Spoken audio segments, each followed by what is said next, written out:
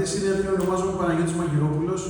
Είμαι μέλος της ΔΑΚΕ του Υπουργείου Εθνικής Άμυνας, Γενικός Σύμβουλος της Ομοσπονδίας του Υπουργείου μας, ΠΟΕ-ΕΘΑ, και Γενικός Γραμματέας του ΨΕΠΑ, του Πανελλήνιου Σωματείου Εργαζομένων της Πολεμικής Αεροπορίας.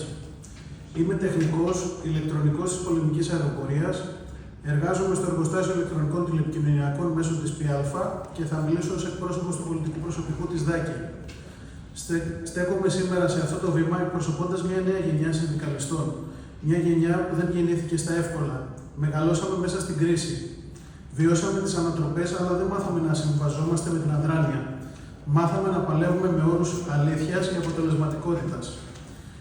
Είμαι εδώ παρόν στην πρώτη γραμμή για να διεκδικήσω τις αξιώσεις και τους στόχους των 4.500 εναπομείναντων υπαλλήλων του πολιτικού προσωπικού του Υπουργείου Εθνικής Άμυνας, των ανθρώπων που αποτελούν την αθόρυβη τεχνική ραχοκοκαλιά της πατρίδας μας. Είμαστε αυτοί που κρατούν τις μηχανές αναμένες στους ναυστάθμους, αυτοί που μοχθούν καθημερινά στα στρατιωτικά εργοστάσια και στις πτέρυγες μάχης των αεροδρομίων μας.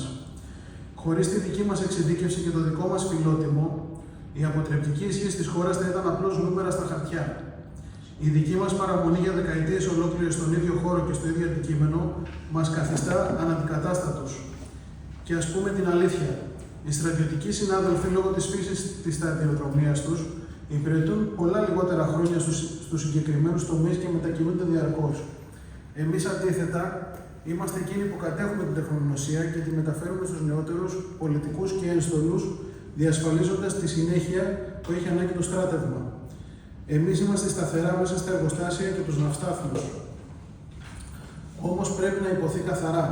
Η συρρίκνωση του κλάδου μας είναι δραματική. Από τις 24.000 άτομα πολιτικού προσωπικού έχουμε φτάσει σήμερα στα 4.500 και ο αριθμός αποχωρήσεων μεγαλώνει καθημερινά λόγω συνταξιοδότησης των συναδέλφων. Όπως καταλαβαίνετε, η δυσαρέσκεια στις τάξεις μας ξεχυλίζει. Τις θέσεις των αποχωρούντων συναδέλφων μας τις καταλαμβάνει πλέον ένστολο τεχνικό προσωπικό που σε καμία περίπτωση λόγω των προαναφερθέντων δεν μπορούν να ανταποκριθούν στο ρόλο τους. Εκτός όμως από το μείζον θέμα των επιτακτικών προσλήψεων που πρέπει να γίνουν άμεσα, το πολιτικό προσωπικό του ΙΕΘΑ νιώθει σήμερα βαθιά δυσαρέσκεια και αδικία. Διότι η κυβέρνηση προχώρησε μια αναγκαία αύξηση μισθού στο ένστολο προσωπικό του Υπουργείου μας και καλά έπραξε, όμως ξέχασε να συμπεριλάβει και εμάς, το πολιτικό προσωπικό. Πρόκειται για μια κατάφορη αδικία που πλήττει την κοινή λογική.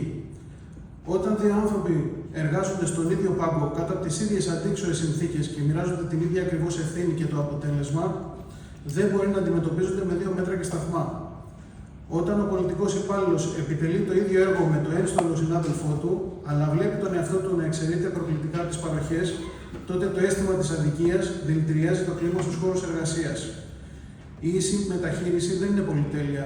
Είναι προϋπόθεση για τη συνοχή και την αποδοτικότητα της εθνικής άμυνας. Η κυβέρνηση οφείλει να δει και να ανταποκριθεί άμεσα στα δίκαια αιτήματά μας, πρέπει επιτέλους να πάρει θέση και να δώσει οριστικές απαντήσεις. Σίγουρα η διαδρομή μας είναι ανηφορική και δύσκολη.